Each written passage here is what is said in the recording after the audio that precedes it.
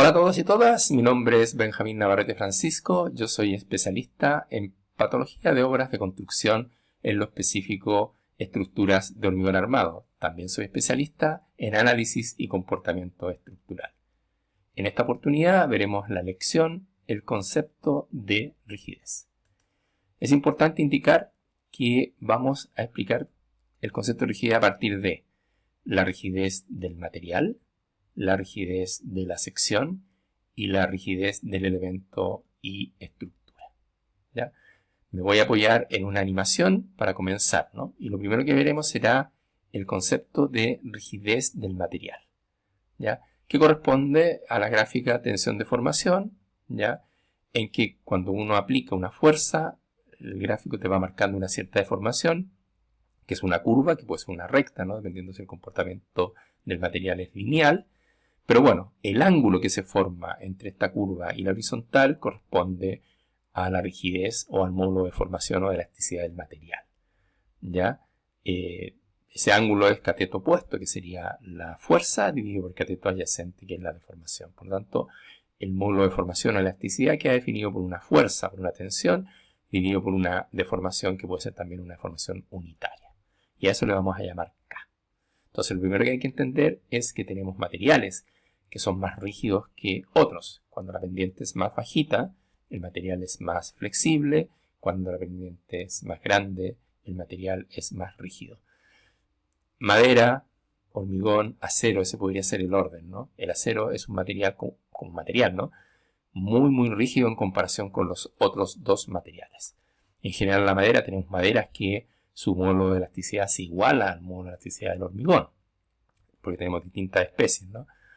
No sé, 100.000, 150, 200.000 kilos partido por centímetro cuadrado, y el acero bordea los 2 millones, 2.100.000, o sea, algo así como 10 veces el módulo de formación del hormigón y algo así relacionado con la madera. Entonces, voy a poner un ejemplo para que se entienda el tema de la rigidez del material. Voy a recurrir a esta animación que está acá.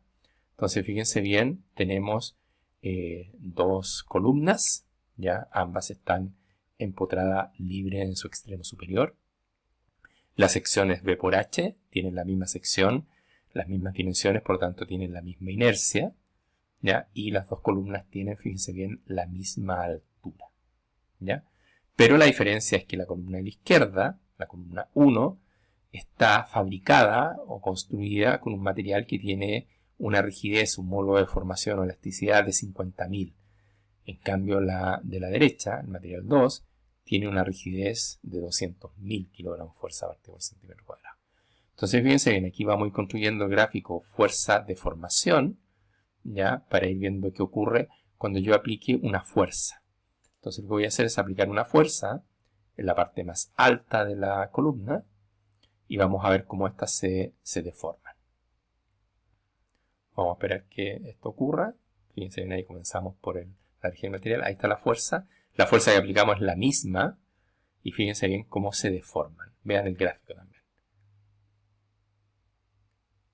Entonces, en este caso, la columna fabricada con el material con menor módulo, es decir, fíjense bien, para una misma fuerza, la columna de color rojo, material 1, se deformó mucho más, fíjense bien, el delta 1 respecto de la columna 2, que presentó una deformación por una fuerza mucho más pequeña.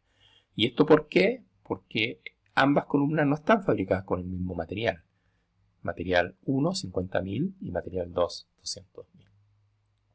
Entonces ahí estamos viendo el concepto o la influencia que tiene el material en la rigidez general de la estructura o del elemento estructural.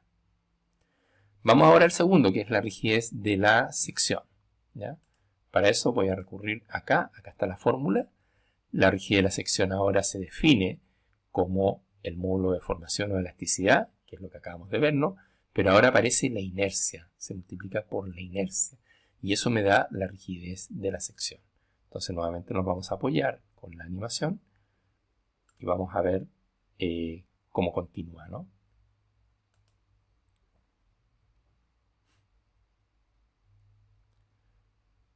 Que lo que vamos a hacer ahora, fíjense bien, es variar la inercia. Ahora, las dos columnas están hechas con un material que tiene el mismo módulo de formación, fíjense bien, 200.000 y 200.000, tenemos la misma altura, empotrada libre, lo único que cambió acá es la inercia, fíjense bien, tenemos el mismo ancho, pero la columna 2, la de color azul, tiene una mayor altura, por lo tanto tiene una mayor inercia en el eje que yo estoy analizando. Por lo tanto, veamos qué ocurre. Están fabricadas con el mismo material.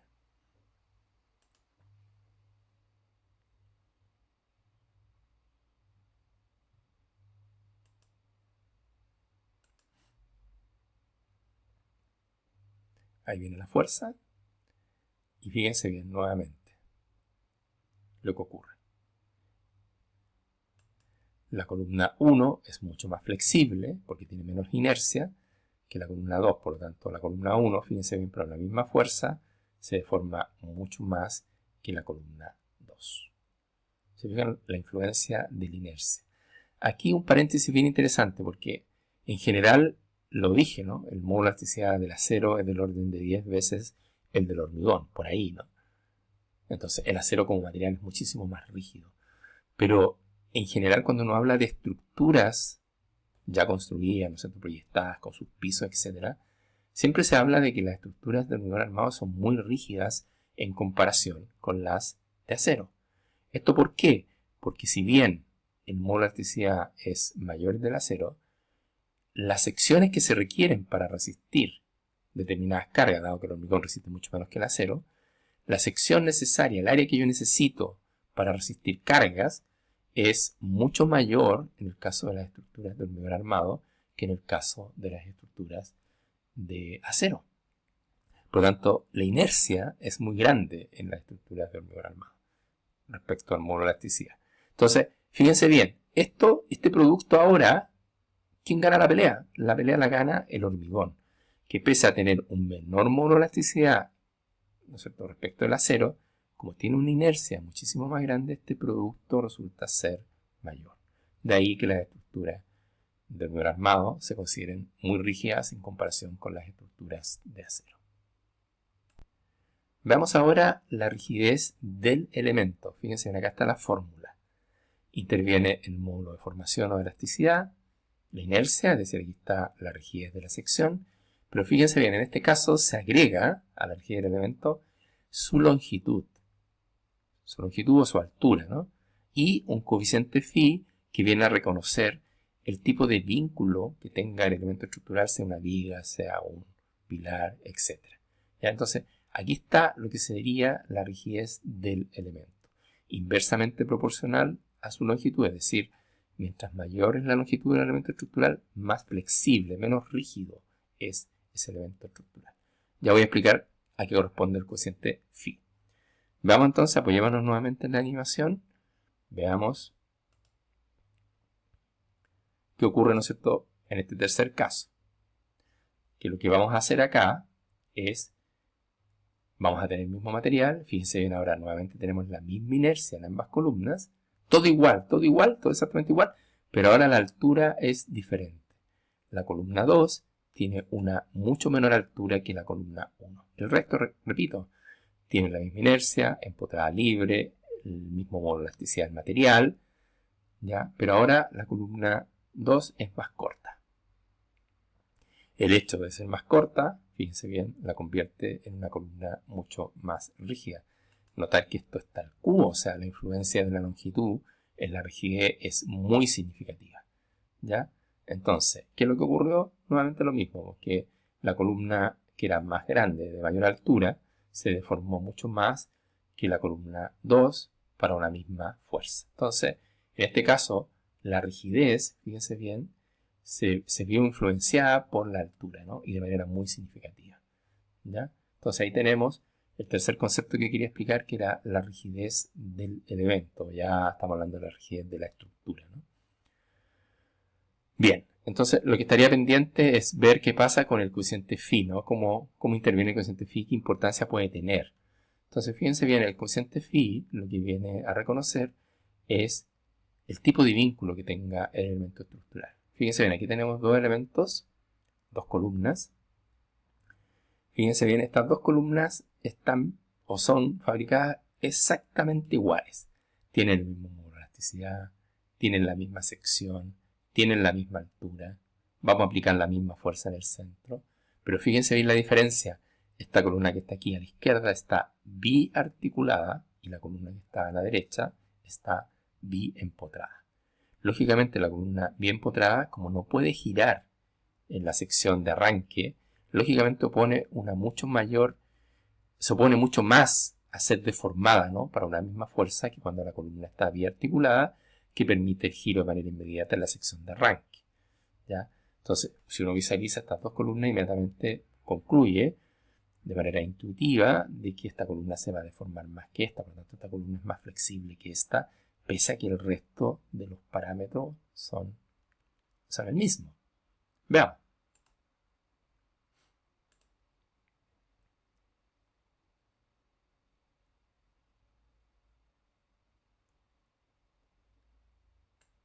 Se fijan, la deformación que experimentó la columna biempotrada es mucho más pequeñita que la biarticulada para una misma fuerza. Entonces, eso es lo que busca el coeficiente phi.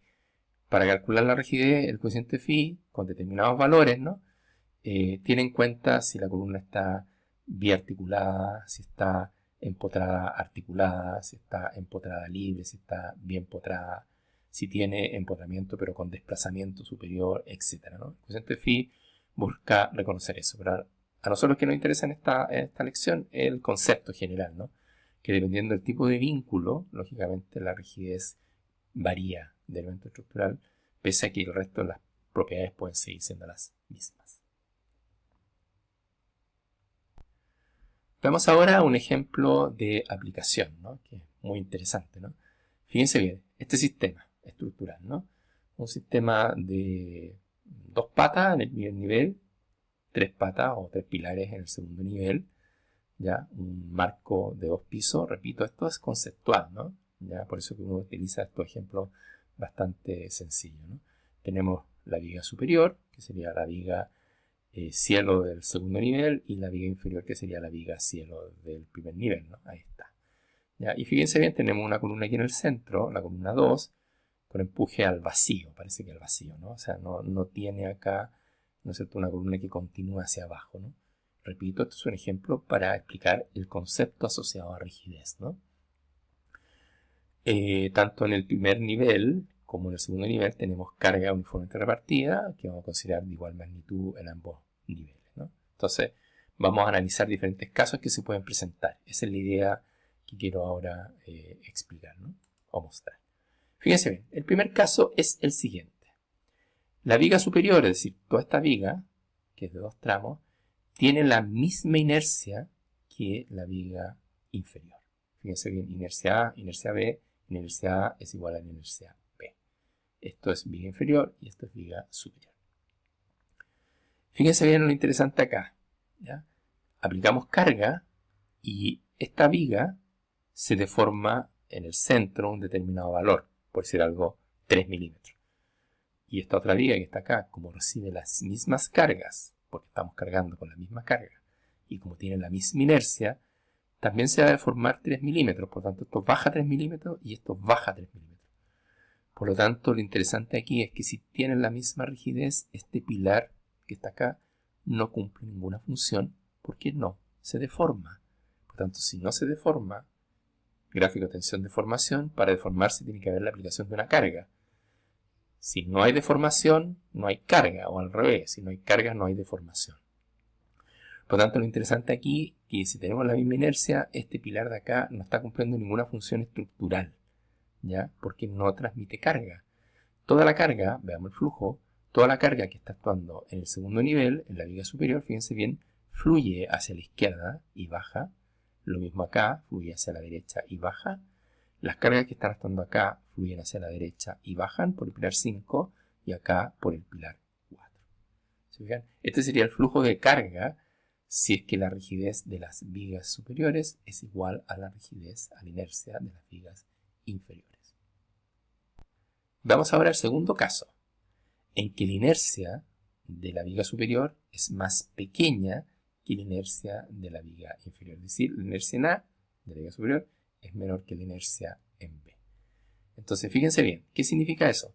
que esta viga, la de arriba, se va a deformar para una misma carga mucho más que esta. Por ejemplo, 5 milímetros. Y esta otra de acá, 3 milímetros, porque es más rígida. Entonces, ¿qué significa? Que los 2 milímetros que faltan se está deformando el pilar. Y en ese caso el pilar está comprimiéndose, ¿no? Porque de alguna manera esta viga que es más rígida está sirviendo de apoyo a este pilar para transmitir, ¿no es cierto?, las cargas que vienen viajando por este pilar. ¿Ya? Eso es un poco lo que pasa. Veamos el flujo de cargas. En este caso, fíjense bien, el pilar se comprime, ¿ya? La viga superior se deforma mucho más que la inferior, por lo tanto hay una deformación que viaja, o se transmite, mejor dicho, por el pilar, por lo tanto el pilar se acorta, y si el pilar se acorta es porque lo estoy comprimiendo. Entonces en este caso, fíjense bien cómo sería el flujo de cargas. En este tramo, la mitad viaja hacia la izquierda, la otra mitad viaja hacia la derecha y viajan por este pilar central. Lo mismo acá, ¿no? Hacia acá y hacia acá.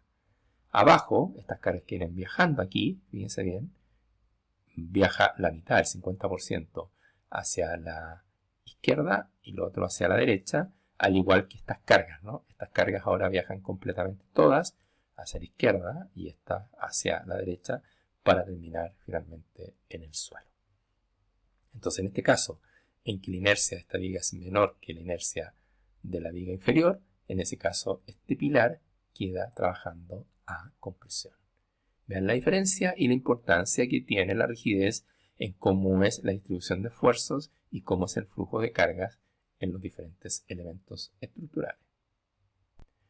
Vamos ahora al tercer caso, en que la inercia de la viga superior es mayor que la inercia de la viga inferior. Fíjense bien, esta inercia es grande y esta inercia es ahora pequeña. ¿Qué significa? Que este elemento estructural se deforma mucho menos que este para una misma carga. Por lo tanto, fíjense bien, este elemento se deforma 2 milímetros, este acá abajo se deforma 5. Por lo tanto, como este se deforma 5, tira hacia abajo y arrastra el pilar y lo deforma 3, pero ahora el pilar lo estira, lo alarga, lo dilata. Por lo tanto, en este caso, para este ejemplo en particular, el pilar 2, el pilar central, queda ahora traccionado. Es decir, si estoy haciendo una combinación de cargas y estoy analizando todas las situaciones posibles, este pilar podría ahora traccionarse, no solamente comprimirse o su tensión ser igual a 0, sino que también podría traccionarse. Con la importancia que tiene eso si este pilar fuera de hormigón armado, o la importancia que tiene eso si fuera madera o acero con el tema de las conexiones, por ejemplo, ¿no? Entonces, el flujo de carga en este caso ahora, en que la inercia de la viga superior es mayor que la de la inferior, fíjense bien, es este. Las cargas están actuando en esta planta, la mitad viaja hacia el pilar 4, y fíjense bien, la otra mitad viaja hacia la derecha y sube por la columna central. Lo mismo acá, ¿no? Va hacia la izquierda y sube por la columna central, y la otra parte baja, ¿no? Entonces hay una fuerza que sube y remata después hacia la derecha y remata hacia la izquierda, 50%, y todas las cargas que están actuando en la viga superior ya no se transmiten por el elemento central, sino que toda la carga viaja, de esta carga que está acá, viaja hacia la izquierda y esta viaja hacia la derecha. ¿Ya? ¿Se fijan? Y todo, bueno, después desciende por el pilar 4 y el pilar 5.